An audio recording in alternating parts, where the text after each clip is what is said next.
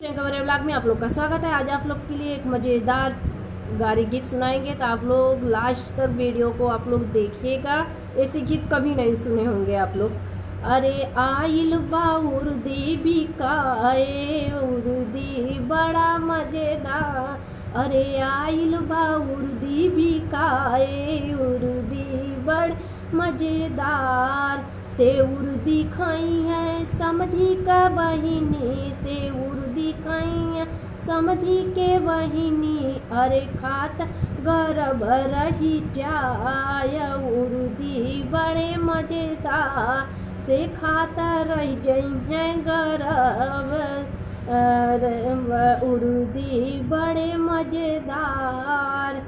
1 महीना बीतल, 2 महीना बीतल, 3 महीना बीतल, 4 महीना बीतल, अरे 5वां में डोले लागे, अरे 5वां में डोले लगे उर्दी बड़े मज़ेदार, अरे 5वां में डोले लगे उर्दी बड़े मज़ेदार। 6ठा महीना बीतल, 7वां महीना बीतल, 6ठा महीना बीतल, 7वां महीना बीतल, अरे 8वां में फूल गयल पेट उर्दी बड़े मज़ेदार, अरे 8वां में फूल गए पेट उर्दी बड़े मज़ेदार। अरे आइल बा उर्दी भी काए उर्दी बड़े मज़ेदार, अरे आइल बा उर्दी भी काए उर्दी बड़े मज़ेदार।